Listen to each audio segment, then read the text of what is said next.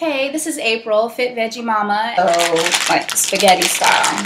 So, this is about, well, I don't really focus on calories, but it's about 190 calories per serving, I believe. And yeah, so this is what I'm going to be doing tonight is the gluten-free pasta. And this brand is called corn pasta. It's just a Trader Joe's brand. It's really affordable.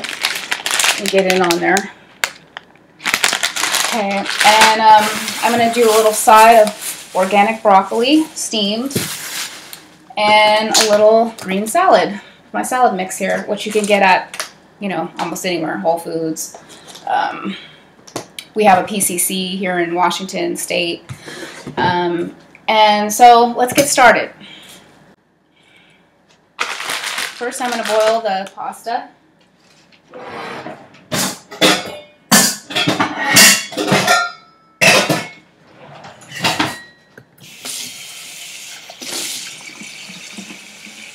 You just get your water going. And I'm sure everybody knows how to boil stuff. So right now, I'm going to just pause this, and then we're going to go to the next step.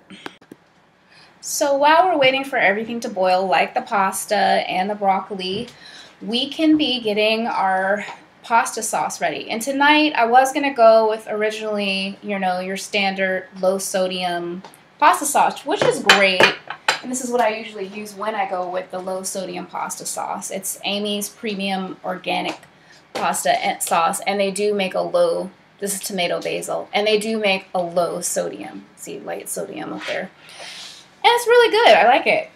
It's a great winter thing, but I'm kind of feeling the summer vibe right now. And so I'm going to go with a more aromatic, light sauce for tonight. And I got a lot of herbs from my garden, my herb garden. They're so fresh and so great. And I think that's going to be really good with the corn pasta tonight. And then we're just going to do some olive oil. And we're just going to keep it really simple and light. I might put a few peppers in there just to, you know, zest up things. But this is the fun part of cooking, is just being creative and doing your own thing. Now, obviously, if I had a studio camera crew here to help me pan over everything that I was doing, it would give you a much better sense of what I'm doing. But all I can really do is kind of slightly show you and kind of show you the end result once we get to that. So,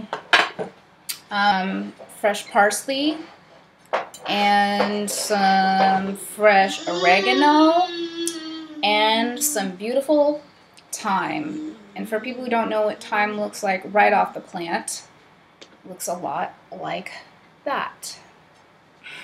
It's pretty. And here's fresh parsley, yum, and some fresh basil. Now, I usually wash these off because, you know, they're coming from my plants. So you want to, you have your own plants, and you probably already know this already because you probably already cook with fresh herbs if you have herb plants. So probably already know to wash them off. I also have, yeah, did I say fresh parsley? Also, this is what the parsley leaf looks like. So what we're going to do is I'm going to put the broccoli aside because it's on my cutting board right now. And my son is in the kitchen, so this is always a balancing act. I don't know if anyone has young children at home, 2.5-year-olds or under, or even above, under 5, let's say. You know what a challenge it is to cook, let alone do a video and cook. So, what I'm going to do is actually chop up my pepper, and I'm just going to go with your simple, ooh, no I'm not, that orange pepper is not good. So we're not going to use that. We're going to use something way better. Also, make sure your pantries are always checked to make sure that everything in your pantry isn't bad before you start chopping away, because it's like that you're eating rotten food after you're eating it. That's never good. So everybody knows how to cut and dice and slice. So I don't think I really need to show this part because it's just kind of self-explanatory. What do? You just chop up a pepper. Still deciding whether I'm going to blend this. I'm just kind of a play it by ear cook.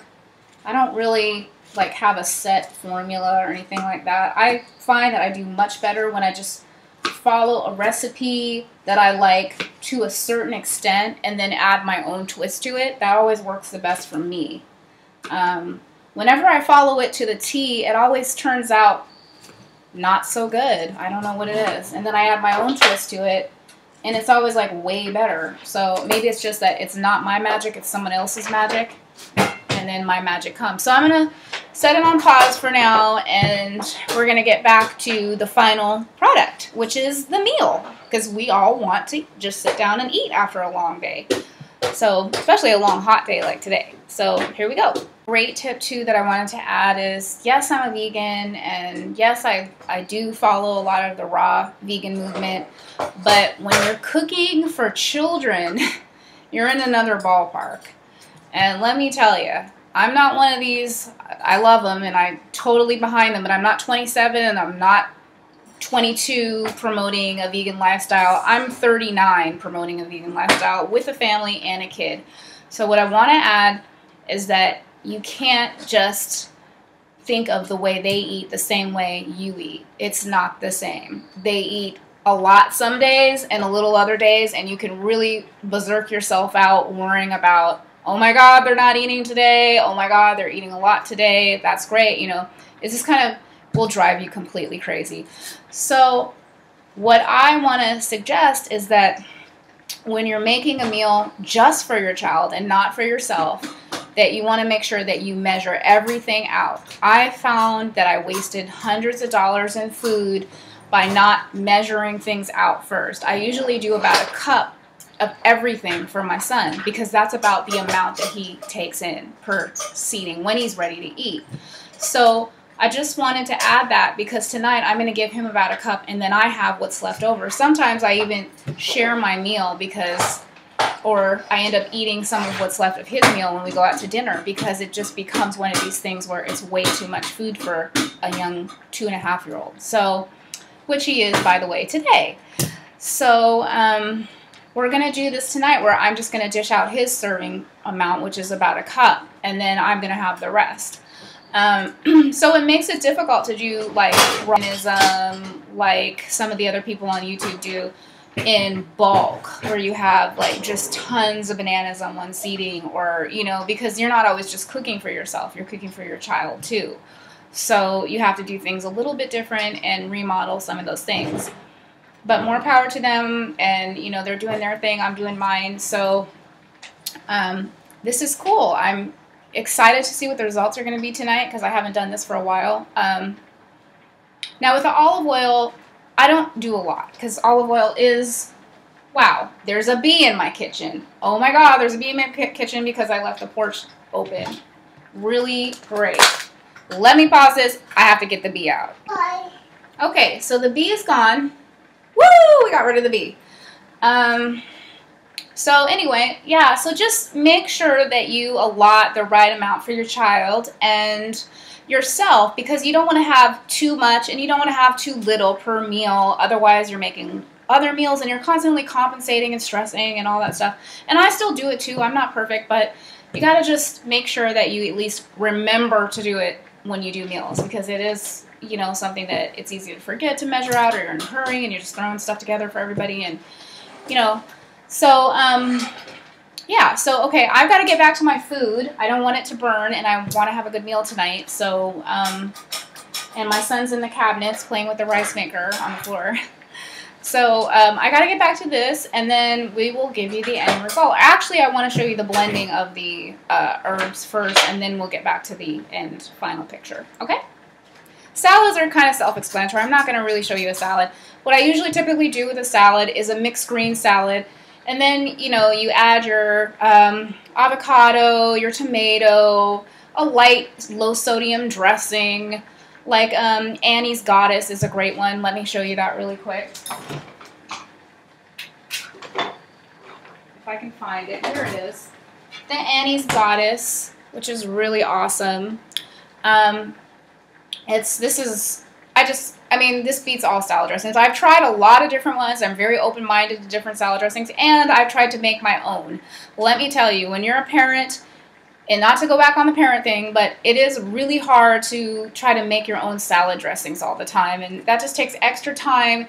Meals, when you're a parent, are definitely about time management versus trying new things all the time. Yes, it's fun to try new things if you have the time to do it. And if your child is in a state where you have the chance to do it, you know. But I'm not rich. I don't have a private chef. So I have to be the chef and make sure that things still taste good, but it's just not time consuming. And so that's what I'm going to try to teach you guys, is just time savers. And I'm still working on it too. So I'm a work in progress. But anyway, okay, so no more ums. I'm going to go back to the food, and I'll be back in a sec. Oh, I just wanted to add too that for my son, I am going to just do the low sodium pasta sauce and not the fancy olive oil with the tomatoes. I haven't really tried to see if he likes it yet, but I'm pretty sure I have a safer bet of him eating it with just the tomato sauce and nothing else. So I'm going to go that route with him, and then for me, I'm doing the olive oil and the kind of herbal sauce, the light aromatic sauce that I'm going to do. So, you know, again, you have to prioritize your dishes according to who you're feeding. And so that's where it gets a little bit more complicated. You're not just thinking of yourself. Remember, I was without child for 35 years. So I was a bachelorette and always usually cooked simply for myself and ate when I wanted to. This is a whole nother ball game, folks. You get into the parent world and you're cooking for somebody else and you're making sure that they aren't hungry. So you've got to compensate for all that, and you've got to rethink things and replan things, and that's what it is. So here we are, and it's still boiling, and it should be done soon. So just a little bit more time on the clock and we'll be good. I have decided to really not blend the herbs. I think it's going to taste a lot better not blended. You know, if it was something where I felt like it would taste a lot better smoothed out and blended, then I would go that route. But I really, in this case, I think that it's a lot better if I just, you know, have it as is. It'll be more tomatoey and like, I don't know. I might try it both ways, but this is how I want to do it right now. So this is what I'm going to do. So they're still blend. I like to have my noodles slightly al dente. I'm not Italian. I kind of act Italian, but I don't know, just kind of natural for me. But I'm not half Italian or anything like that. In fact, I'm German and black.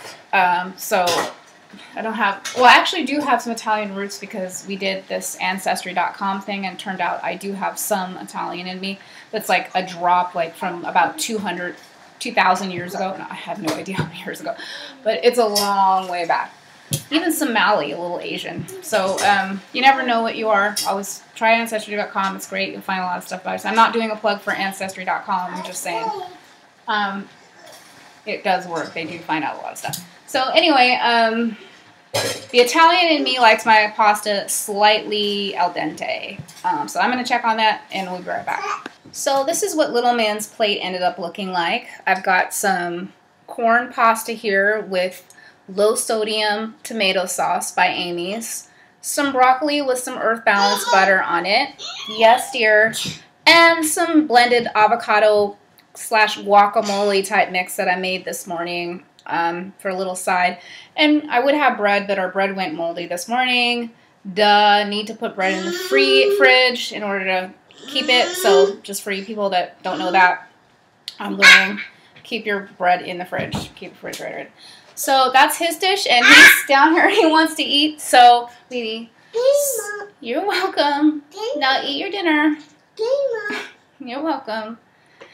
So just to be creative, you add a little bit of flaxseed in the pasta for your kid, and it just, you know, they get their omega-3 and everything like that, and it's, you can get it anywhere. Here's a big bag of organic flaxseed. And, you know, hopefully they'll eat it, and then they get their omega-3 in their meal, along with everything else that they need. And, you know, you just have to kind of hide it in the food. You don't want to, like, sprinkle it on top, because it might be, if they're picky eaters, they'll look at it and they'll just, like, forget it. you're not getting anywhere. So,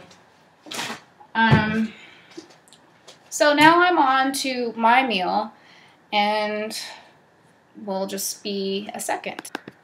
And voila, here is my meal. 5-star vegan meal, plated at home. And it's really simple. You just have to have corn, pasta, broccoli, and salad mix, and you have a great vegan meal. So just keep it simple, veggie mamas. Don't stress yourselves out, and you know, make sure that you're thinking about your own health and your family's health, and which includes your beautiful little children. So keep it going. Keep aiming for your healthiest you and your happiest you with you and your child, and you can do this.